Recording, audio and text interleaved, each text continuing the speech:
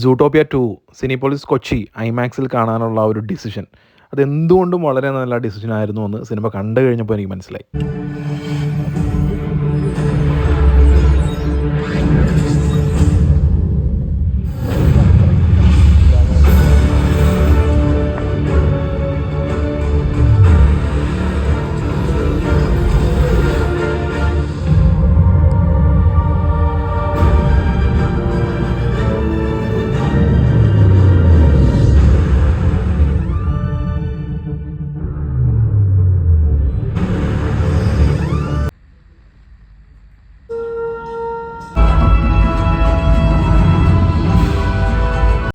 സൂട്ടോപ്പിയ 2016 ഇതിൻ്റെ first part റിലീസായപ്പോൾ ആ world building, അതിൻ്റെ ക്യാരക്ടർ ഡെവലപ്മെൻറ്റ്, അതിൻ്റെ സോഷ്യോ പൊളിറ്റിക്കൽ കമൻട്രി, ഇതൊക്കെ കൊണ്ട് തന്നെ ഒരുപാട് ആളുകൾക്ക് ഇഷ്ടപ്പെട്ടുള്ള ഒരു സിനിമയാണ്. അന്തകാലത്ത് അത് 1 ബില്യൺ ക്ലബ്ബ് പടമായിരുന്നു. അപ്പോൾ സൂട്ടോപ്പിയ 2 എന്ന് പറയുന്ന സ്വാഭാവികമായിട്ടും ഒരുപാട് എക്സ്പെക്ടേഷൻസ് ഉണ്ട്, ഒരുപാട് ഫാൻസൊക്കെ ഈ സിനിമയ്ക്ക് ഉണ്ടാവും. ആൻഡ് വിചാരിച്ച പോലെ തന്നെ US താങ്ക്സ് ഗിവിങ് വീക്കെൻഡ് ആ സമയത്തായിരുന്നു ഈ സിനിമ റിലീസായത്. ഒരുപാട് റെക്കോർഡ്സുകളൊക്കെ തകർത്ത് ഈ വർഷത്തെ ഏറ്റവും വലിയ പണം വാരി ചിത്രങ്ങളിലൊന്നാവും സൂട്ടോപ്പിയ എന്നാണ് പറയപ്പെടുന്നത്. അപ്പോൾ കേരളത്തിൽ സൂട്ടോപ്പിയ ചാർട്ട് ചെയ്തപ്പോൾ വെള്ളിയാഴ്ച കാര്യമായിട്ട് ഒക്യുപ്പൻസിയും കാര്യങ്ങളൊന്നും ഉണ്ടായിരുന്നില്ല. പക്ഷേ ശനി ഞായറൊക്കെ ആയപ്പോഴേക്കും ഈ സൂട്ടോപ്പിയ ഫാൻസ് എന്ന് പറയുന്നത് സ്ലീപ്പർ സെൽസ് പോലെ ആയിരുന്നു തോന്നുന്നു. നല്ല ഒക്യുപ്പൻസി ഉണ്ടായിരുന്നു. അതിൽ ഈ നോർമൽ സ്ക്രീനുകളിലുള്ള ഒരു 3D അത്ര സുഖമില്ല എന്നാണ് സിനിമ കണ്ട എൻ്റെ കൂട്ടുകാർ പറഞ്ഞത്. അതുകൊണ്ട് ഞാൻ ഇത് IMAX 3D ഞാൻ കാണാൻ വേണ്ടി സെലക്ട് ചെയ്തു. അപ്പോൾ IMAX 3D സെലക്ട് ചെയ്തത് എന്തുകൊണ്ടും നന്നായി എന്ന് വേണം കരുതാൻ. കാരണം IMAXൽ സൂട്ടോപ്പിയ 2 എന്ന് പറയുന്ന ഈ സിനിമ നല്ല നല്ല ഡെപ്തുള്ള, നല്ല ബ്രൈറ്റ്നസ് ഒക്കെ ഉണ്ടായിട്ട് നല്ലൊരു കിഡിലൻ എക്സ്പീരിയൻസ് ആയിരുന്നു എനിക്ക്. അത് IMAXലല്ല, ഈ സിനിമ അടിപൊളിയാണ്. സിനിമ നിങ്ങൾ എവിടെ കണ്ടാലും ഓക്കെയാണ്. കുറച്ചൊരു ബെറ്റർ ആയിട്ടുള്ള ഒരു 3D വേണമെന്ന് നിർബന്ധമുള്ളവർക്ക് IMAX ഒന്ന് പരീക്ഷിക്കാവുന്നതാണ്. കാരണം നോർമൽ ഫോർമാറ്റിൽ വന്നിരുന്ന 3Dനേക്കാളും കുറച്ചൊരു ബെറ്റർ ആയിട്ടുള്ള ഔട്ട്പുട്ട് നമുക്ക് IMAXൽ കിട്ടും.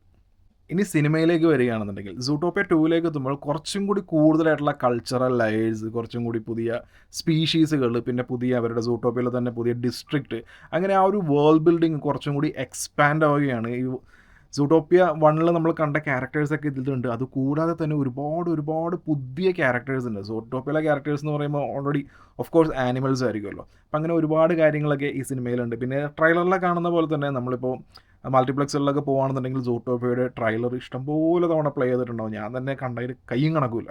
അപ്പോൾ ഈ സൂട്ടോപ്പിയയുടെ ട്രെയിലറിൽ കാണിക്കുന്ന പോലെ തന്നെ ഈ സൂട്ടോപ്പിയ എന്ന് പറഞ്ഞ സ്ഥലത്ത് പാമ്പുകളില്ല. പെട്ടെന്ന് ഗ്യാരി എന്ന് പറയുന്ന ഒരു സ്നേക്ക് അവിടെ എത്തുകയാണ്. അപ്പോൾ സ്നേക്ക് എന്ന് പറഞ്ഞാൽ എല്ലാവരും പേടിക്കുന്ന, അതായത് ഈ പാമ്പ് എന്ന് പറയുന്നത് നമ്മുടെ പോലീസ് ചീഫ് വരെ പേടിക്കുന്ന ഒരു സംഭവമാണ്. അപ്പോൾ എന്തുകൊണ്ട് സൂട്ടോപ്പിയയിൽ പാമ്പുകളില്ല? ഈ ഗ്യാരി എന്തുകൊണ്ടാണ് ഇവിടെ എത്തിയത്? ഗ്യാരിയുടെ ലക്ഷ്യങ്ങൾ എന്താണ്? അതിൻ്റെ പിന്നിലുള്ള സീക്രട്സ് എന്താണ്? ഈ കാര്യങ്ങളൊക്കെ അന്വേഷിക്കാനായിട്ട് നമ്മുടെ ജൂഡി ആൻഡ് നിക്ക് പുറകെ പോവുകയാണ്. പക്ഷേ ഇവരുടെ കുറേ കാണിച്ചുകൂട്ടലൊക്കെ കാരണം ഇവർ വാണ്ടഡ് ക്രിമിനൽസായി മാറുന്നു. അങ്ങനെ സ്വാഭാവികമായിട്ട് ഇങ്ങനെ ഒരുപാട് രഹസ്യങ്ങൾ, കാര്യങ്ങൾ ഇതെല്ലാം കണ്ടെത്തേണ്ട ചുമതല ഇവർക്കാണ്. അപ്പോൾ ആ ഒരു അന്വേഷണം, ആ ഒരു ഇൻവെസ്റ്റിഗേഷന് വേണ്ടിയിട്ടുള്ള ഒരുപാട് യാത്രകളും കാര്യങ്ങളൊക്കെയാണ്. പല പുതിയ ഡിസ്ട്രിക്റ്റുകൾ ഞാൻ പറഞ്ഞല്ലോ പരിചയപ്പെടുത്തുന്നുണ്ടെന്ന്. അപ്പോൾ അതിൻ്റേതായിട്ടുള്ള ഒരുപാട് എക്സ്പാൻഡ് ആവുകയാണ് ഈ സൂട്ടോപ്പിയ എന്ന് പറയുന്ന ആ വേൾഡ്. അതുകൊണ്ട് തന്നെ ഈ സിനിമ 2 മണിക്കൂറോളമെങ്കിലും നമുക്ക് എവിടെയും ഒരു തരി പോലും ബോറടിക്കാതെ സ്റ്റാർട്ട് ടു എൻഡ് തിയേറ്ററുകാർ ഫോഴ്സ്ഡ് ആയിട്ട് ഒരു ഇൻ്റർവെൽ ഇടുമ്പോൾ നമുക്ക് കിട്ടുന്ന ഒരു ഗ്യാപ്പേ ഉള്ളൂ. അല്ലാന്നുണ്ടെന്നുണ്ടെങ്കിൽ ഒറ്റ സ്ട്രെച്ചിൽ കണ്ടു തീർക്കാവുന്ന ഒരു കിഡിൽ ആൻഡ് സിനിമാറ്റിക് എക്സ്പീരിയൻസ് ആണ്.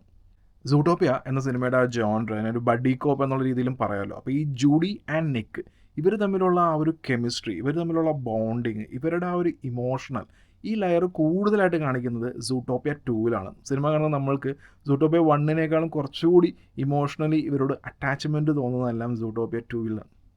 അതുകൂടാതെ ഈ സിനിമയിലെ സോഷ്യൽ കമൻട്രി അത് എടുത്തു പറയേണ്ടതാണ്. അതിനകത്തുള്ള കമ്മ്യൂണിറ്റിയെക്കുറിച്ചുള്ള ഇവരുടെ ടേക്ക്, പിന്നെ മീഡിയ ഇൻഫ്ലുവൻസ്, പിന്നെ പേടി, ചില ആളുകളാൽ മാറ്റി നിർത്തിക്കൊണ്ടിരുന്ന ആ ഒരു കമ്മ്യൂണിറ്റി, അങ്ങനെയൊക്കെ വരുന്ന ആ ഒരു സോഷ്യൽ കമൻട്രി ഫസ്റ്റ് പാർട്ടിലുള്ള പോലെ തന്നെ വളരെ സ്ട്രോങ് ആയിട്ടുള്ള ഒരു പൊളിറ്റിക്കൽ സോഷ്യോ കമൻട്രി പറയുന്നുണ്ട്. ഫസ്റ്റ് പാർട്ട് പോലെ തന്നെ ആ ഒരു കോളം ടിക്ക് ചെയ്തിട്ടാണ് സെക്കൻഡ് പാർട്ടും പോകുന്നത്. പിന്നെ ഇതിലെ ആനിമേഷൻ ടോപ്പ് ടയർ ആനിമേഷനാണ്. പുതിയ കുറേ കമ്മ്യൂണിറ്റി, പുതിയ കുറേ സ്പീഷീസിനെയൊക്കെ പരിചയപ്പെടുന്നുണ്ട്. അപ്പോൾ റെപ്റ്റൈൽസിൻ്റെ ആ ഒരു ലോകത്തേക്ക് പോകുമ്പോൾ അതിനകത്ത് അണ്ടർ വാട്ടർ സീക്വൻസും കാര്യങ്ങളൊക്കെ വരുന്നുണ്ട്. പിന്നെ ഒരു മലമുകളിലോട്ടൊക്കെ പോകുമ്പോൾ ഇതിൻ്റെ 3D ആനിമേഷൻ, അതിൻ്റെ ഡെപ്ത് തുടങ്ങിയ സംഭവങ്ങളെല്ലാം കിടലിനായിരുന്നു. ഫസ്റ്റ് പാർട്ടിനെ അപേക്ഷിച്ച് നോക്കുകയാണെന്നുണ്ടെങ്കിൽ നമുക്കൊരു ഷോക്ക് വാല്യൂ കിട്ടുന്ന രീതിയിലുള്ള ഒരു സസ്പെൻസും അങ്ങനെയുള്ള കാര്യങ്ങളൊന്നും ഇതിനകത്തില്ല എന്നുണ്ടെങ്കിൽ പോലും ഇതിൽ പതിവ് പോലെ തന്നെ സസ്പെൻസ്, ട്വിസ്റ്റ് തുടങ്ങിയ കാര്യങ്ങളെല്ലാം വരുന്നുണ്ട്. പക്ഷേ അതെല്ലാം സിമ്പിളായിട്ട് നമുക്ക് ഊഹിക്കാൻ പറ്റുന്ന രീതിയിലാണ് എന്ന് മാത്രം. പിന്നെ ഈ സൂട്ടോപ്പിയ എന്ന് പറയുന്ന സിനിമ നമുക്ക് എല്ലാം തികഞ്ഞിട്ടുള്ള ഒരു ജോണറാണെന്ന് പറയാം. നമുക്ക് ഇമോഷൻ ആണെന്നുണ്ടെങ്കിൽ ഇമോഷണൽ കണക്ട് നമുക്ക് ഗംഭീരമായിട്ട് കിട്ടും. കോമഡിക്ക് കോമഡി ഉണ്ട്, ആക്ഷൻ ഉണ്ട്, ത്രില്ലുണ്ട്, സസ്പെൻസ് ഉണ്ട്. അങ്ങനെയുള്ള ഒരുപാട് സംഭവങ്ങളുണ്ട്. ഇതിനകത്തുള്ള അഡ്വഞ്ചർ, ഇവരുടെ ഈ അഡ്വഞ്ചർ ആക്ച്വലി ഒരു മഞ്ഞുമലയുടെ മുകളിൽ എന്നൊക്കെ പറഞ്ഞ് സൂട്ടോപ്പിയ 1 കുറച്ചും കൂടി എക്സ്പാൻഡ് ആയിട്ടുള്ള ലോകമായതുകൊണ്ട് തന്നെ നമുക്ക് വിഷ്വലി ഭയങ്കര കളർഫുള്ളായിട്ടുള്ള ഇമേഴ്സീവായിട്ടുള്ള കുറേ സീക്വൻസ് കിട്ടുന്നുണ്ട്. ഈ സൂട്ടോപ്പിയയുടെ യഥാർത്ഥ ഫൗണ്ടർ ആരാണ് എന്നുള്ള ചോദ്യത്തിനുള്ള ഉത്തരമാണ് സൂട്ടോപ്പിയ 2 ഈ സിനിമ നൽകുന്നത്.